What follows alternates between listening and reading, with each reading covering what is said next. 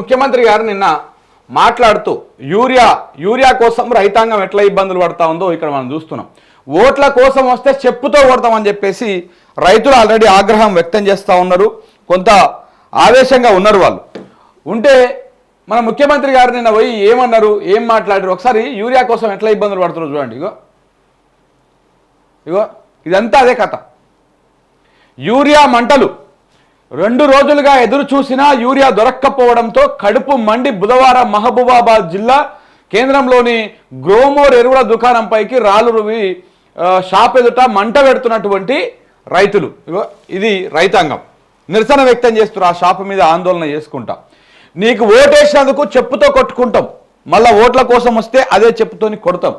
Revanth sir మీకో దండం, మీకు ఓటేసినందుకు చెప్పుతో కొట్టుకుంటున్నాం, మళ్ళోసారి వచ్చినాం అనుకో చెప్పుతో కొడతాం. మొత్తం నాశనం చేసి పారేసినావు, పంటలకు గత్తర లేపినావు. బీఆర్ఎస్ ఉన్నప్పుడు ఎన్నడూ ఎరువుల ఇబ్బందులు లేకుండే, కాంగ్రెస్ వచ్చినాక యూరియా కోసం గోసపడుతున్నాం. ఏదో మార్పు అని ఓట్లేసినందుకు మాకు మంచిగా బుద్ధి చెప్పినాం అని చెప్పేసి ఎల్లారెడ్డిపేట మండల కేంద్రం చెందినటువంటి రైతు మానుక లక్ష్మణ్ ఈ రకంగా ఆక్రోశాన్ని వెళ్ళగక్కిండు.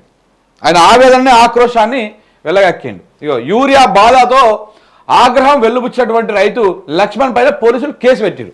ఇప్పటికీ 8 మంది మీద కేసులు పెట్టారు. రైతుల మీద. ఎవరు వీళ్ళు? రైతులు. ఈ ప్రభుత్వము రైతులకు ఏం చెప్పింది? కేసీఆర్ గారు ప్రభుత్వం ఉన్నప్పుడు, వీళ్ళు ప్రతిపక్షంలో ఉన్నప్పుడు, అయ్యా రైతులారా మీకు కేసీఆర్ 10,000 ఇస్తున్నాడు, మేము అధికారంలోకి వస్తే 15,000 ఇస్తాము అని చెప్పారు. రైతులు నమ్మిరు. పాపం కేసీఆర్ ఇప్పుడు ఎన్నికల ముందు రుణమాఫీ చేసిండు, మేము అధికారంలోకి వచ్చిన ఎంబడే 2 లక్షలు రుణమాఫీ చేస్తాము అని చెప్పారు. రైతులు నమ్మిరు. సన్నోట్లకు 500 బోనస్ ఇస్తాము అని చెప్పారు. రైతులు నమ్మిరు. ఇట్లా రేవంత్ రెడ్డి కాంగ్రెస్ పార్టీ చెప్పినటువంటి హామీలను రైతులు నమ్మి కాంగ్రెస్ పార్టీకి ఓటేసారు. ఓటేసినాక ఇప్పుడేమంటున్నారు? ఇప్పుడేం మాట మాట్లాడుతున్నారు? యూరియా అందించలేని పరిస్థితి, కరెంటు శాఖకి ఇవ్వలేని పరిస్థితి. ఇక రుణమాఫీ గురించి అయితే మనం చెప్పాల్సిన అవసరం లేదు.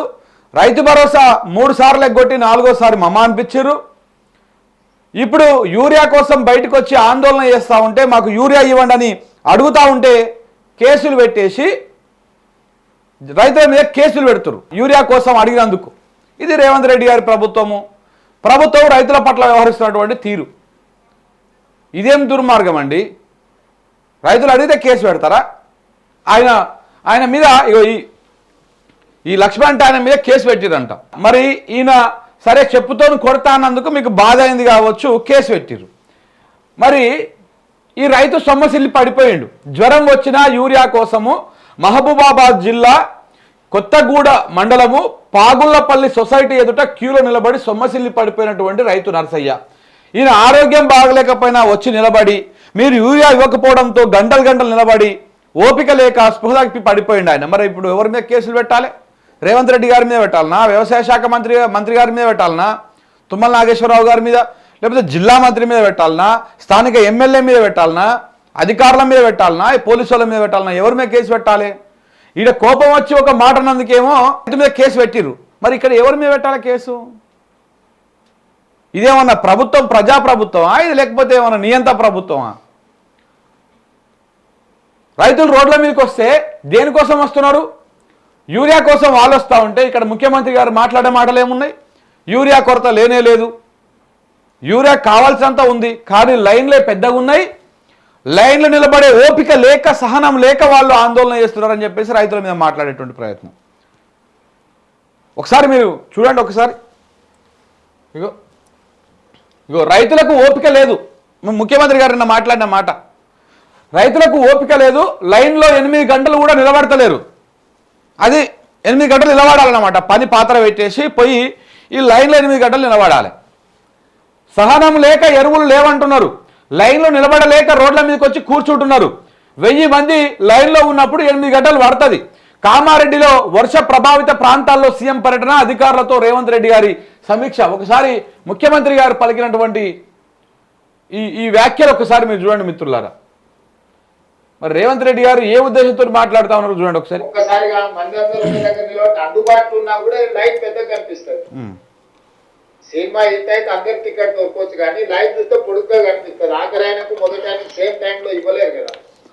సేమ్ యూరియా అందుబాటులో ఉన్నా కూడా 1000 మంది లైన్ లో ఉంటే మొదటోడికి చివరోడికి 8 గంటలు పడతాయి. వీడు 8 గంటల లైన్ లో నిలబడే వరకల్లా వీడు సహనం నశించేసి అసలు యూరియానే అందుబాటులో కానీ వాడు కూర్చోవడానికి రోడ్డు కట్ట కూర్చుంటాడు. కొన్నిసార్లు ఈడ కూర్చుంటే ఆడ కూర్చుంటే నన్ను ఎవడో ఒకటి తీసుకెళ్ళి అక్కడ కూర్చోబెడతారు. అది బా ఏం తెలివి సార్, ఏం ఆలోచన సార్ మీకు. రైతుల పట్ల ఎంత మంచి ప్రేమ ఉన్నది సార్ మీకు. రైతులు అంటే ఈ రకంగా చూస్తారా మీరు? వాడు వీడు అని ప్రస్తావించడం ఒకటి. రైతులండి వాళ్ళు. మీకు నాకు ఈ రాష్ట్ర ప్రజలకు ఈ దేశ ప్రజలకు అన్నం పెట్టేటువంటి రైతు. మన ఇంటికి బియ్యము నువ్వు పైసలు పెట్టే కొనుక్కోవచ్చు. ఆ బియ్యం రావాలంటే వడ్లు వండాలంటే ఆ రైతు కష్టపడితేనే మన ఇంటికి ఇంత బూ వస్తుంది. డబ్బులు ఉన్నాయి కదా అని డబ్బులు తినలేమండి. ఆ డబ్బులు పెట్టి కొనుక్కోవాలి బియ్యాన్ని. ఆ బియ్యం రావాలంటే రైతు పంట వండించాలి. పంట వండిస్తేనే నీకు ఆడదాకా బియ్యం వస్తాయి. ఆ రైతు పట్ల మీకున్నటువంటి గౌరవ మర్యాదలు వాడు వీడు వాడికి నిలబడే ఓపిక లేక వాడు పోయి రోడ్డు మీద నిలబడతాడు. సినిమా టికెట్లతో పోలుస్తారా అండి మీరు? సినిమా టికెట్లతో పోలుస్తారా? రైతులకు ఎంత పని ఉంటుంది? మీకన్నా ఆదివారం సెలవు ఉంటుంది కావచ్చు, మీకన్నా పండుగ పబ్బాలు వస్తే ఇంటికాడ మంచిగా మీరు ఇంట్లో కూర్చొని మీ ఫ్యామిలీతో ఎంజాయ్ చేస్తారు కావచ్చు. కానీ రైతుకి అట్లా ఉండదు. వాన పడ్డా ఎండగొట్టినా పండగ అయినా పబ్బం అయినా మంచి అయినా చెడైనా ఏదైనా కానీ ఆ రైతు బాయికాడుకోవాల్సిందే, పంటకు నీళ్లు పెట్టాల్సిందే, ఆ పంటని కాపాడుకోవాల్సిందే. ఒక పూట మనం తినకపోతే మన కడుపు ఎలా మాడిపోతుందో, మనకు ఎలా ఇబ్బందులు అవుతాయో పంట కూడా అంతే. దానికి 3 పూటల నీళ్లు పెట్టాలి, దానికి రోగం వచ్చినప్పుడు మందు కొట్టాలి. ఆ పంట ఎదిగే సమయంలో పిల్లలను కాపాడుకోవాలి. దానికి బలం రావడం కోసం ఈ యూరియాలు ఈ అడుగు మందులు ఇవన్నీ వేయాలి. మీరు అవి ఇవ్వండి అంటే సినిమా లైన్లలో నిలబడ్డట్టు రైతులు నిలబడతా ఉన్నారు. ఓపిక లేక వాడో వీడో పోయి రోడ్ల మీద కూసుంటా ఉన్నారు. ఇది ఏ రకమైనటువంటి స్టేట్మెంట్ ఇది? అంటే మీరు ఏం చెప్పదలుచుకున్నారు రాష్ట్ర రైతాంగానికి? ఇందుకోసమైనా మిమ్మల్ని ముఖ్యమంత్రిగా చేసుకున్నది? గీదానికోసమైనా మీ కాంగ్రెస్ ప్రభుత్వాన్ని ఎన్నుకున్నది రైతాంగం? ఈ రైతులు ఓట్లు వేయకపోతే మీరు గెలిచే వాళ్ళ? మీ రాష్ట్రంలో మీ ప్రభుత్వం వచ్చేటిదా? ఆలోచన చేసుకోండి ఒకసారి. ఎవరి కోసం మీరు పనిచేస్తూ ఉన్నారు? రైతాంగం గోసవడబట్టే, ఉద్యోగులు గోసవడబట్టే, నిరుద్యోగులు గోసవడబట్టే, ప్రైవేట్ రంగంలో ఉన్న వాళ్ళు, ప్రభుత్వ రంగంలో ఉన్న వాళ్ళు, అన్ని రంగాలు అన్ని వర్గాలు అసంతృప్తితోటి గోసపడతా ఉంటే మరి మీరు ఎవరి కోసం పరిపాలన చేస్తూ ఉన్నారు రాష్ట్రంలో? మీరుగా ఆలోచించుకోవాలి కదా ఒకసారి. యూరియా కొరత లేనే లేదని చెప్పేసి మీరు మాట్లాడతారు. ఇవాళ యూరియా కొరత లేనే లేదు, యూరియా అద్భుతంగా ఉన్నది అని చెప్పేసి మీరు మాట్లాడతారు. నిన్ననే ఒకసారి మనం నిన్నటి రోజునే చూస్తే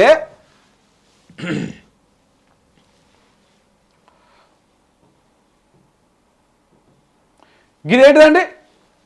గిదేంది నిన్న మీ వ్యవసాయ శాఖ మంత్రి మీరేమి ఇలా కొరత లేదు అని చెప్తారు. కేంద్ర వైఫల్యం వల్లనే యూరియా కొరత ఉంది అని చెప్తారు. మీ వ్యవసాయ శాఖ మంత్రి ఏం కొరత ఉంది, దానికి కారణం కేంద్ర ప్రభుత్వం అని చెప్తారు. మీరేమో యూరియా కొరత లేనే లేదు, ఆడ ఉన్న ఇస్తుంటే లైన్లో నిలబడితే 8 గంటల లైన్ నిలబడే వరకే లైన్ పెద్దగా కనపడుతున్నది. అలా ఆనికి కూర్చోనిక చేతగాక నిలబడనిక చేతగాక ఓపిక లేక పోయి రోడ్ల మీద కూర్చుంటారని మీరు మాట్లాడతారు. ఎవరి మాట నమ్మాలి ప్రజలు? ఏంటిది ఈ రకమైనటువంటి అబద్ధాలు, ఈ రకమైనటువంటి వ్యవహారము? ఇది దేనికి సంకేతము? మీరు ప్రజలకు రైతాంగానికి మీరు కొత్తగా ఏం చేయాల్సినటువంటి అవసరం లేదండి.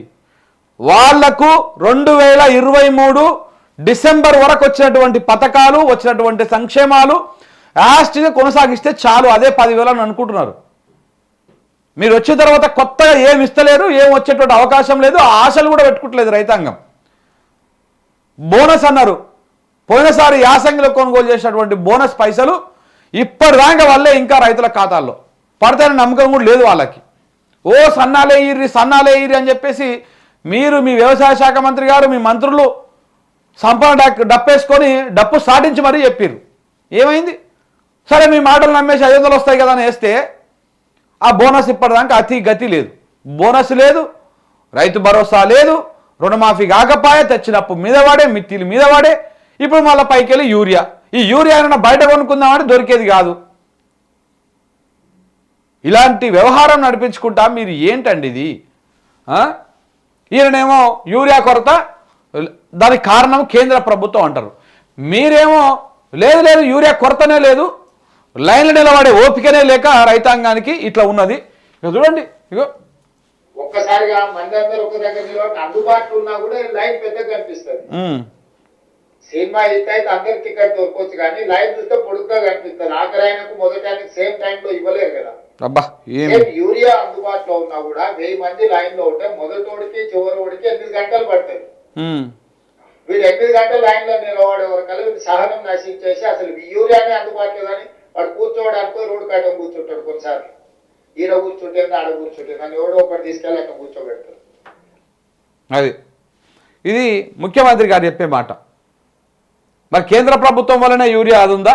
మీరు ఒకసారి కలెక్టర్తో మాట్లాడండి, మీకు తెలుస్తుంది ఎవరెవరు బస్తాలు ఎత్తుకోపోయినారు. మా ఊళ్ళో 86 బస్తాలు కాంగ్రెస్ నాయకులు పట్టుకోపోయారు. మేము అదే చెప్తున్నాం, యూరియా కొరత కృత్రిమంగా కాంగ్రెస్ పార్టీ చేసింది, కాంగ్రెస్ ప్రభుత్వం చేసింది. వాళ్ళు దళారీలు బ్లాక్ మార్కెట్లు ఆపలేకపోతున్నారు. మేము ఇప్పటి వరకు ఖరీఫ్ ఒక సీజన్లో ఎంత అవసరం ఉంటే అంత ఇచ్చినాము. యూరియా కొరతకు కారణం కాంగ్రెస్ పార్టీ. మేము కావాల్సినంత యూరియా కేంద్రం నుంచి ఇచ్చినాము, కానీ వీళ్ళే బ్లాక్ మార్కెట్కి తరలించారు, కాంగ్రెస్ నాయకులే బస్తాలకు బస్తాలు తీసుకుపోతున్నారు అని చెప్పేసి బీజేపీ వాళ్ళు చెప్తా ఉన్నారు. రేవంత్ రెడ్డి గారు ఒక మాట చెప్తారు, వ్యవసాయ శాఖ మంత్రి ఒక మాట చెప్తారు, కేంద్రంలో అధికారంలో ఉన్నటువంటి బీజేపీ ఇంకొక మాట చెప్తుంది. రైతాంగం ఏం చేయాలి? మన బండి సంజయ్ గారు కేంద్ర మంత్రి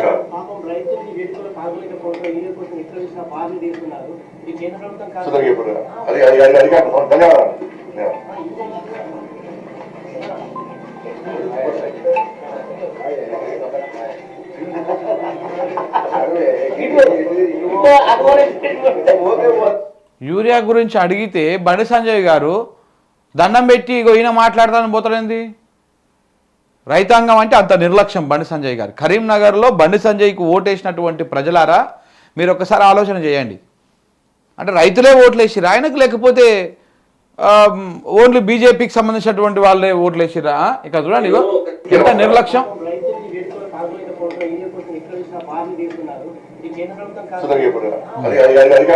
సో అది మనకు సంబంధం లేని సబ్జెక్టు, మనకు తెలియని సబ్జెక్ట్, అది రాని సబ్జెక్ట్. అది మీరు కేంద్ర మంత్రి, మా దౌర్భాగ్యం, తెలంగాణ దౌర్భాగ్యం, తెలంగాణ రైతాంగం, ఆ కరీంనగర్ ప్రజల పుణ్యం, ఆయన కోటేశ్వర ప్రజల పుణ్యం, అది మన దౌర్భాగ్యం. ఏం చేస్తాం చెప్పండి?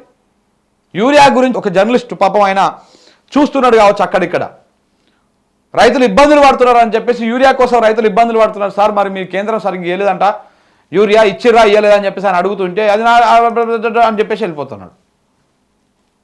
ఇది కేంద్ర మంత్రుల తరీకా. చాలా అసలు ఎంత అద్భుతంగా ఉందంటే వీళ్ళ పరిపాలన, కేంద్ర రాష్ట్ర ప్రభుత్వాలది. నా భూతో నా భవిష్యత్తు మామూలు కాదు అసలు. ప్రజలు ఏది నమ్మాలనో ఏది నమ్మకూడదో, ప్రజలకు ఏందో ఈ గోస, ఇంకెన్ని సంవత్సరాలు ఇట్లా గోసపడాలనో, ఈ రోడ్ల మీద ధర్నాలు, ఆందోళనలు, రాస్తారోకో తినదరక్క చేస్తున్నారు. ముఖ్యమంత్రి